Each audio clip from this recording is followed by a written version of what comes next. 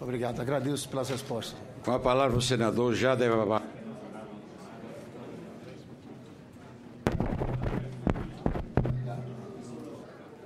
Senhor presidente, doutor Rodrigo Janot. Amigo Jarbas, como vai? Eu desejo, em primeiro lugar, cumprimentar Vossa Excelência pela exposição que Vossa Excelência proporcionou a esta nossa Comissão de Justiça. Eu sou bacharel em Direito e sou de um tempo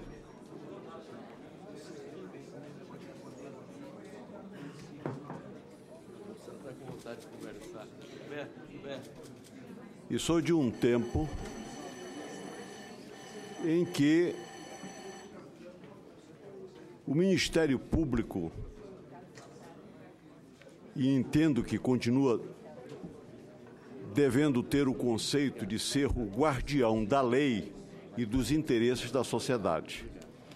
Eu considero muito normal, depois de tantos anos de vida pública, e acredito que Vossa Excelência também entende, esse debate entre os integrantes dos diversos agrupamentos políticos, porque o parlamento é isto e a democracia é isto. É o conflito de ideias, é o conflito de interesses. E fico muito feliz quando verifico que uma instituição como o Ministério Público, ela deve estar a serviço não de partidos, apesar da indicação de Vossa Excelência ser uma indicação da Presidente da República, mas Vossa Excelência, como ressaltou ainda pela manhã, reforçado por uma decisão, certo, quase que unânime dos integrantes do Ministério Público, eu gostaria que fosse possível se encontrar no Brasil uma fórmula de que os dirigentes do Ministério Público e até do Poder Judiciário não tivessem nenhuma interferência de natureza político-partidária. Nenhuma. Que me preocupa, por exemplo, o ministro do Supremo Tribunal Federal, o sujeito ficar devendo ao presidente ou à presidente da República a sua nomeação. No Estado, um desembargador devendo a sua nomeação ao governador do Estado. Eu fui governador do meu Estado 2 vezes e tive que formalizar a indicação, certo? Mas sempre entendi que o Poder Judiciário e, particularmente, o Ministério Público deve defender os interesses da sociedade, mais nada além do que isto. O jogo político não é um jogo do Ministério Público, não deve ser um jogo do Poder Judiciário. É um jogo dos partidos e dos agrupamentos políticos, que defendem as suas teses no contraditório que é próprio da democracia. Então, eu considero muito natural as observações feitas aqui, que devem ser entendidas com muita tolerância. Quero cumprimentar Vossa Excelência pela forma serena, firme, com que Vossa Excelência expôs a atuação atual do Ministério Público. E espero que a ideia que faço de Vossa Excelência sirva de exemplo para todos os integrantes do Ministério Público no Brasil inteiro. Porque aqui e ali, certo, há alguns, certo, que em lugar de se endereçarem para os partidos políticos, se filiarem e assumir a posição de disputar no voto a representação popular, acham que é conveniente usar o instrumento, certo, do Ministério Público. E eu discordo disso. Acho que juiz, certo, e a relação com o juiz, com o representante do Ministério Público, deve estar escrita na lei. Mas nada além do que isso, na lei. E eu queria aproveitar, até porque continuo a não me esquecer que sou um bacharel de província, e tenho lido aqui e ali, e fico cheio de dúvidas. Até hoje, essa questão do fato Da teoria do fato, eu confesso que até hoje, para mim, é uma coisa muito complicada, certo? Todo o interesse na leitura, e eu não consegui até hoje, francamente, fazer um juízo. Eu vou tratar dessa questão da Operação Lava Jato e gostaria que Vossa Excelência entendesse apenas em tese, porque o que me preocupa muito em matéria de direito é o precedente. Precedente eu considero uma coisa seríssima. E Vossa Excelência há pouco falou do tamanho do meu estado, o tamanho de outros estados no Brasil. Precedente é seríssimo. E eu gostaria de sair desse encontro com a eliminação de alguns precedentes, certo? Pelos ensinamentos de Vossa Excelência, pela experiência e pelo exercício do cargo. Eu leio aqui e ali que nessa questão, que considero um avanço, essa questão da colaboração ou da delação premiada, que lá no Paraná, quem delata, o juiz manda colocar uma tornozeleira e manda para casa. E quem não delata fica mofando. Eu confesso a Vossa Excelência que isso, para mim, me causa, certo, um arrepio. Certo, me causa um arrepio, porque eu não posso entender de forma alguma, certo? Em primeiro lugar, a delação ou colaboração tem como base, no meu entendimento, a espontaneidade. E eu dirijo a indagação a Vossa Excelência porque essa espontaneidade ela é dirigida e encaminhada pelos representantes do Ministério Público. Então, eu quero saber de Vossa Excelência qual é o tratamento dado. Que história é essa? Quem delata e colabora, certo, mete uma tornozeleira e manda para casa. E quem não colabora fica lá mofando, dependendo do juiz achar se deve passar uma semana, 15 dias, 20 dias, um mês. Não considero que juiz, nem a autoridade judiciária, seja dono da lei. A autoridade judiciária tem que estar submetida à interpretação e ao exercício da lei. Então, eu queria que Vossa Excelência me ajudasse a compreender se tem fundamento isto, ou se não tem fundamento, ou se a imprensa é que inventa essas coisas e eu estou lendo de forma errada. A outra questão em relação à prisão preventiva.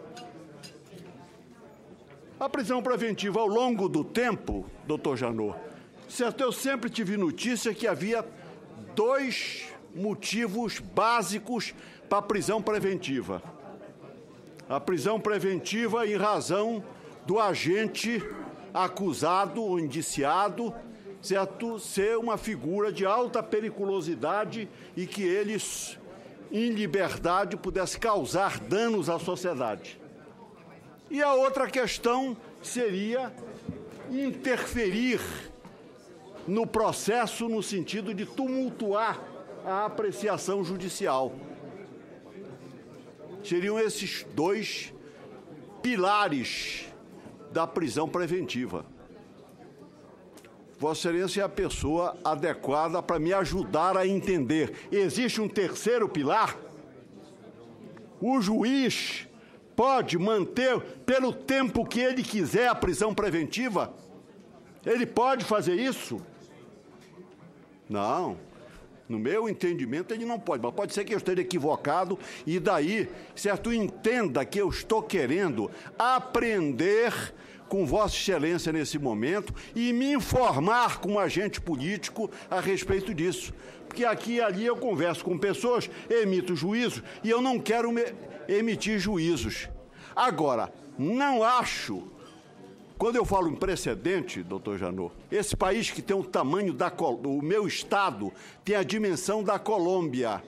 Esse país é um país continental. Por que o juiz do Paraná pode fazer isso e um juiz no meu estado não pode fazer a mesma coisa? Se isto é uma violência, se isso é uma infração legal, o juiz federal no meu estado, seja na capital ou no interior, ele vai fazer e vai dizer: por que o tal do Moro pode fazer e eu não posso fazer? Não, não, não. o doutor Moro, certo, que receba as nossas homenagens e os cumprimentos da sociedade brasileira pela sua atuação, mas ele não é dono da lei. Ele, nem nenhum ministro do Supremo e nem Vossa Excelência. Pelo contrário, vocês têm a responsabilidade de prestigiar a lei, de interpretá-la e de não abrir precedentes. Que eu fico preocupado com precedentes, porque o juiz vai aplicar em qualquer parte do Brasil e vai dizer, não, eu estou aplicando aqui, porque se é aplicado no Paraná, porque eu não aplico aqui. Então, eu quero, assim como se eu fosse um aluno, certo, de Vossa Excelência o mestre, o professor, eu quero que Vossa Excelência me esclareça mais sobre essa questão da colaboração premiada, se essa questão da espontaneidade, ela não é fundamental, certo? E se tem fundamento essa história de quem delata vai para casa com uma tornozeleira, quem não delata fica preso lá. Depois, essa questão da prisão preventiva. A prisão preventiva tem prazo ou não tem prazo? Isso. Eu não tenho procuração do Zé Dirceu. Não tenho preocupação do Zé Dirceu. Não, ele me pediu e eu não estou com procuração dele. Mas é a tal história. Se o Zé Dirceu está preso, já foi preso uma vez, ele não pode ser chamado, os outros que estão presos, o presidente da Odebrecht, não pode ser chamado para depor. Ou, dependendo do humor do juiz, o juiz vai manter 6 meses. Eu mantenho 6 meses, que ela vai ficar aí, mofando. Ou delata ou fica mofando aí. Eu queria aprender, nesse momento, eu queria sair dessa reunião com o sentimento de que eu aprendi em matéria de direito mais alguma coisa para eu poder, certo, exercer o meu mandato como parlamentar e poder até conversar com as pessoas que me indagam. Então, eu sei que muitas questões foram colocadas durante todo o dia aqui, mas eu quero ressaltar. Eu não concedo precedente nem para Vossa Excelência e nem para ministro do Supremo Tribunal Federal, nem para juiz federal nenhum. Não existe precedente em matéria de lei. Existe lei que tem que ser cumprida pelo juiz no Rio Grande do Sul e pelo juiz lá no Acre. E tem que ficar bem claro, eu tenho que saber como cidadão, lei. Precedente, no meu entendimento, precedente só existe em Estado totalitário. Em Estado totalitário, em Estado que não é organizado juridicamente, aí o precedente se estabelece porque os donos do poder estabelecem os precedentes que desejam. Já fui longe demais, renovo aqui os meus cumprimentos pela exposição de Vossa Excelência, pela serenidade com que Vossa Excelência, certo, vindo a uma casa política, enfrentou, quero cumprimentá-lo por isso. Acho que Vossa Excelência merece ser reconduzido, certo, merece, vai contar com o meu modesto voto para esta recondução. Agora, renovo aqui, a função de Vossa Excelência e do Ministério Público é de fiscal da lei. Fiscal da lei, apesar de Vossa Excelência ser indicado pela Presidente da República, Vossa Excelência não deve à Presidente da República o cargo que Vossa Excelência seguramente vai continuar exercendo. Vossa Excelência deve à sociedade brasileira, como deve os ministros do Supremo, como deve os integrantes do Poder Judiciário, exatamente a observância da lei, para que nós possamos evoluir politicamente nesse país. Desculpe se eu me alonguei um pouco mais do que devia. A palavra o procurador. Senhor presidente, José Maranhão, uma questão de ordem, senhor presidente. Eu ouvi atentamente o senador que representa o grande estado do Pará, nosso senador Jader Barbalho, pertinente, mas eu queria pedir uma questão de ordem para que fosse aberto, porque nós temos a ordem do dia para participar, e já votou todos os 27 senadores que compõem essa comissão, já fizeram a votação, não falta votar ninguém, então tem que abrir o painel. Depois da votação de todos os parlamentares, tem que abrir o painel, até porque a partir de agora, qualquer posição do procurador Janot já não terá valor se vai votar sim ou não, porque todos já votaram. Não vai mudar voto essa altura do campeonato, né, meu amigo? Vossa Excelência deveria atentar para as seguintes questões. Não terminou ainda a sabatina. Já terminou a votação, presidente? Não, tem 4 titulares que não votaram. Tem 4 titulares que ainda não votaram. E eles podem chegar para votar. Se chegarem para votar, o voto do suplente será anulado no sistema. Só isso. Com a palavra, o procurador Janot. O senador Jader Barbalho, quem sou eu para dar lições ao senhor, né? Eu devo dizer que, se eu for realmente conseguir a recondução do meu mandato, eu não devo isso realmente ao Executivo, não, porque isso é um processo complexo. A indicação do presidente pode encontrar obstáculo no Senado. Então, é um ato complexo em que tem que concorrer, né, nessa história da lista, os meus colegas, concorre o presidente da República e concorre o Senado da República. Então, é um ato complexo, é bom que assim o seja, para que esse tipo de vinculação não possa vir a existir.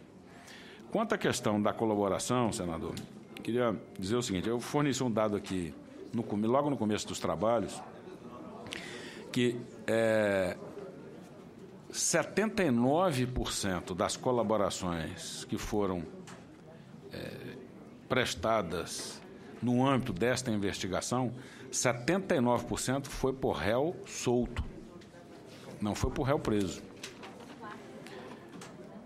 A colaboração, ela tem que ser espontânea, sim. Não há indução do Ministério Público para que haja colaboração. O réu e seu advogado, a presença do advogado é essencial durante todo o procedimento, é quem deve demonstrar interesse espontaneamente, é assim que a lei diz, em colaborar com a Justiça. A questão do regime de cumprimento de pena, eu lembraria aqui do primeiro colaborador, o seu Alberto Youssef, ele está preso até hoje.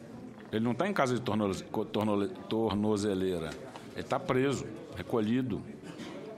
Então, isso depende da composição que é feita com o colaborador.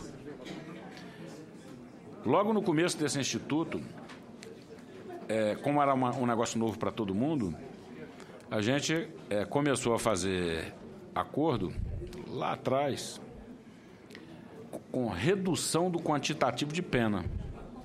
E a gente entendeu que, com a prática, que o descumprimento do acordo pelo delator, quando tentávamos, então, executar aquele quantitativo de pena, aquele quantitativo de pena já estava prescrito. Então, ele fazia a delação, quebrava a delação e ficava na rua. Nós aprendendo com essa circunstância, o que a gente faz agora? A gente negocia um quantitativo de pena maior e o que sobra para o colaborador é o regime de cumprimento de pena. Dei o exemplo do Youssef, existem outras colaborações em curso em que o que está sendo levado em conta é a permanência na cadeia e a possibilidade de mudança de regime em um período mais curto do que seria o normal previsto em uma condenação penal. No que se refere às prisões expedidas pelo juiz federal, essas prisões processuais, a preventiva ou a temporária, elas têm um requisito próprio para a sua concessão. A preventiva, ela tem 3 fundamentos, que um é garantir a aplicação da lei penal, o outro é por conveniência da instrução criminal e o outro é para a garantia da ordem pública. Então, garantia da ordem pública, se há uma reiteração criminosa da pessoa, a única forma que você pode garantir a ordem pública é retirando ela do convívio social para que ela pare de delinquir. A aplicação da lei penal, por exemplo, risco de fuga. Então, se a pessoa começa a se organizar para fugir, então a preventiva é decretada para garantir a aplicação da lei penal.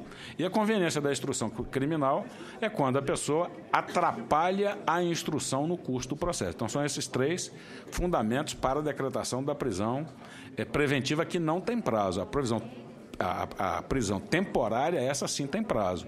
A preventiva, ela vale enquanto persistir o fundamento que a fez decretar. Eu lembraria também que essas decisões de aplicação da pena, de pena preventiva e temporária, todas elas foram submetidas ao escrutínio de tribunais superiores, o Tribunal Regional Federal da 4ª Região e o Superior Tribunal de Justiça. Nós temos aqui centenas de habeas corpus que foram recusados por juízes coletivos, por juízes plurais. Então, não se trata de uma decisão de um juiz singular que mantém a pessoa em cárcere. O que se avalia são as condições que levaram à decretação da prisão preventiva, se essas condições permanecem ou não permanecem. Se elas não permanecem, a pessoa tem que ser colocada em liberdade, porque é uma prisão processual, não é prisão por condenação judicial. Agora, se prevalecem esses requisitos, a prisão preventiva deve prosseguir para garantir a aplicação da lei penal, ou para garantir a ordem pública, ou por conveniência da instrução criminal. Então, conveniência da instrução criminal. Encerrada a instrução criminal, não há mais que se falar em conveniência da instrução criminal. Né? Então, assim, nós temos circunstâncias que definem a duração da prisão preventiva, mas ela não é tabelada. Você não tem prisão preventiva por tanto tempo. Já a temporária, sim, você tem um tabelamento que ela pode perdurar. A questão de Curitiba, por que Curitiba investiga esse complexo de fatos, isso também já foi submetido ao Tribunal Regional Federal da 4ª Região e já foi submetido ao Superior Tribunal de Justiça. O que gerou essa concentração em Curitiba foi a conexão probatória. Foi como nasceu essa investigação e essa conexão probatória ela está de tal forma imbricada nesses fatos que seria inconveniente para o processamento das investigações e do processo penal se houvesse um fatiamento dessa competência, vamos dizer assim, do juízo federal, da 12ª Vara Federal de Curitiba. Mas essa questão foi questionada já perante o TRF da 4ª Região e perante o STJ. Entendeu-se da conveniência de se manter ali em razão da conexão probatória que realmente existe. Né? Esses fatos estão todos imbricados. E eu diria, para terminar, senador, que a grande garantia, assim, que a grande atuação do Ministério Público e do Judiciário tem que ser realmente na garantia da observância dos direitos fundamentais. Eu acho que esse tem que ser o norte de atuação do Ministério Público e do Judiciário.